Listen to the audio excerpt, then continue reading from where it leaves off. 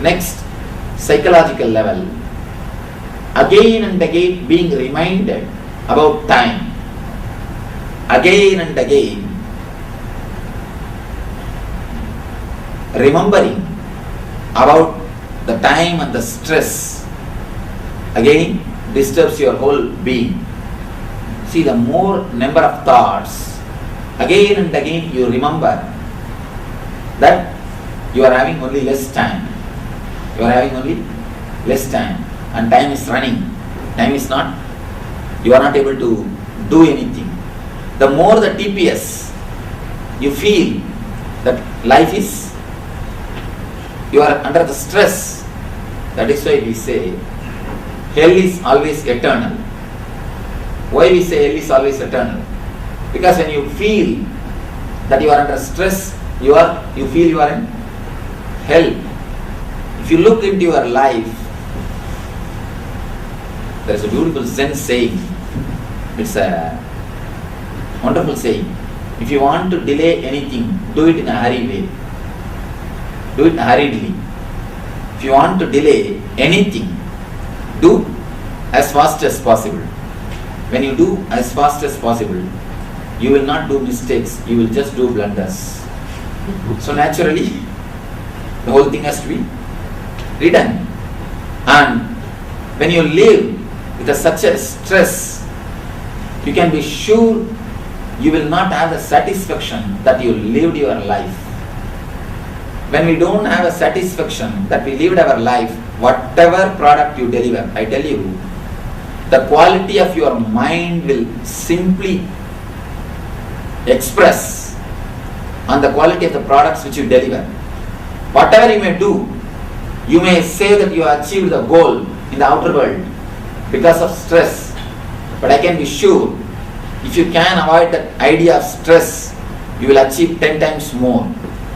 Because the energy unleashing will be more through your body mind when you are not internalizing the chronological time, the concept of the chronological time. If it is not internalized, you will be able to unleash your potential energy in much more better way. Again, coming to the point of the chronological time, internalizing the chronological time. The more you internalize it, the more you make yourself weak, because the concept of time by nature it is negative, especially in the West. The more the time moves, you are moving towards the negative aspects of your life. The other day I was seeing an elderly lady. She came to one of our program. Next day morning, she is supposed to be there in the program for 6 o'clock. She came late. And I asked her, what happened? Why are you late? She said that she has to do all the makeup, all that, washing the hair and dyeing it, or all the things. I asked, in this age, why do you want to do all these things? Why don't you relax from all these things? You know, these are not good for health. And the chemicals which you are applying on your body is not going to keep you healthy. Why do you use? She told me one shocking word. She said, Swamiji, here we have to compete with youngsters. We have to look young. We can't afford to look old. We have to compete with youngsters. So in this society, the more the time passes, you are going to face the negative aspects of the life. So when again and again you remember time, unconsciously you infuse dullness into your being. The very remembrance of the time pulls down your energy. Mentally, the very remembrance of the time is enough to pull you down from your energy. And the stress level is just hiked up just by the remembrance of the time. And you remember about the time more because you are continuously either bothered about the past or worrying about the future. You are just pulled and pushed. Never we live in the present. When we come to the present, automatically the concept of time disappears. When you come to the present, number of thoughts reduces and you do not even know how your life passes, how the time moves and how your life rolls. You remember about the time again and again because your mind is pulled and pushed between the past and the future. In every level, in every state of your being, you are either thinking about the past or about the future. The psychological time without living in the present moment, just being pulled and pushed by this time, just steals your peace and bliss.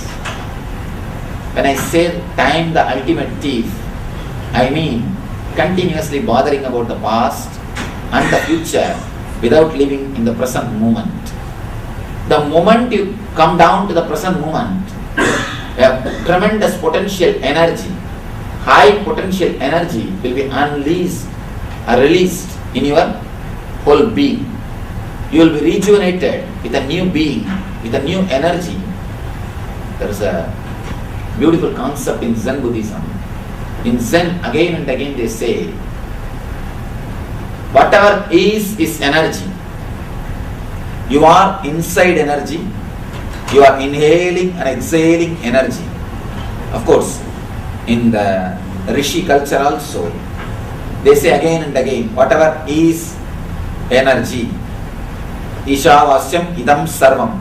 Whatever exists is energy. But in our life, the more the time passes, the more the day passes, we only become less energetic. Here, one side, all the great mystics, they claim the more you get old, you are supposed to become more energetic. That is why in the East, we always worship the elderly people. We turn towards them for guidance, advice and for everything. Youth is not worshipped. Only old, the elderly people are worshipped there. We turn towards to them. We turn and we look from them. We look to hear from them. When Rishi culture again and again says, whatever exists is energy, why are we not able to experience it? Where we are missing? Where is the missing link? The missing link is you are caught with the past and the future, which is not existence, which is not reality, which is only imaginary level. Whether it is your past or the future, it's only imaginary level.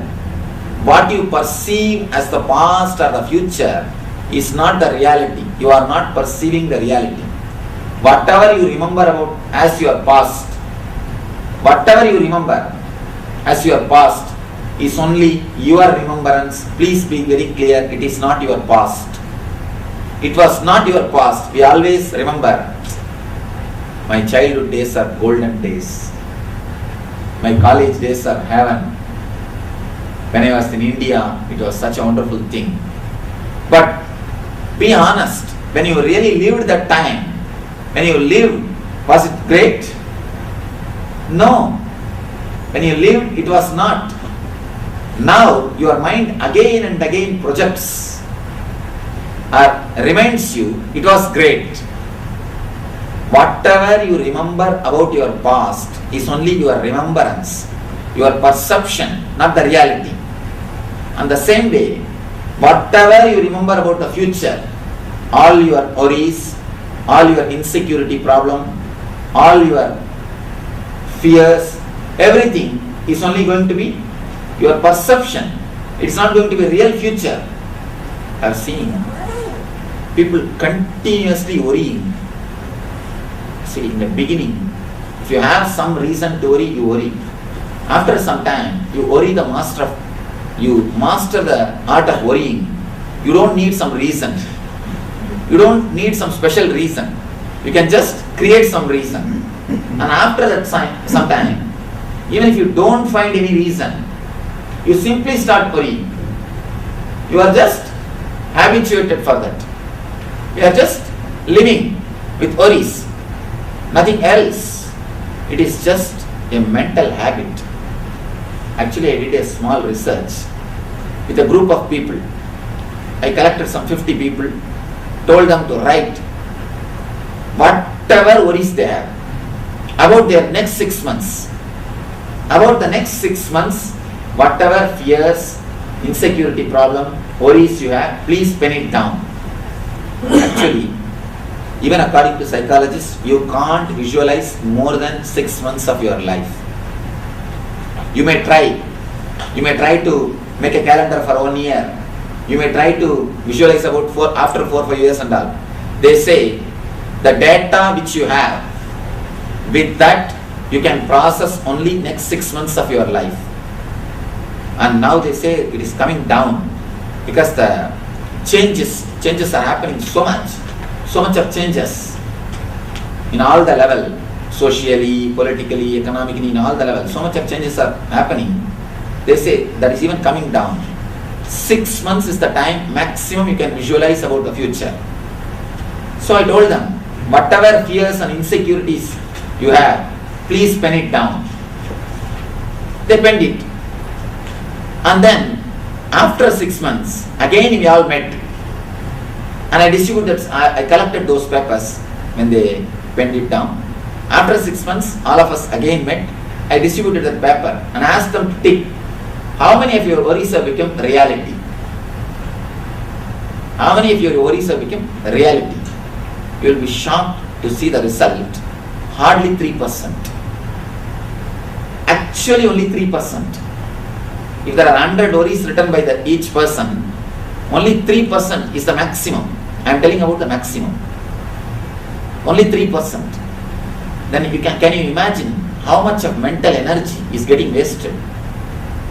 How much of your visualization capacity is getting wasted? How much of your power to create is getting wasted? The more you worry, the less you create. The more you are stressed, the less you are expressing. All your concept about future is only your concept. It is not going to be your future. Please be very clear. Feel relieved. You are not going to have the future which you are thinking. If at all God blesses you to have the future which you are thinking, you will be damaging yourself more than what you think. You will be damaging yourself very badly. You can be relieved. You will not have the future of what you are visualizing.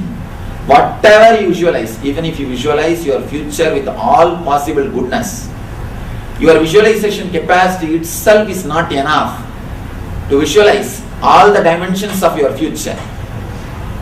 So whether it is your perceptions about past or your ideas about the future, it is just your ideas. It is not the reality of what is. The reality is only the present moment or the moments which you are having in your hand.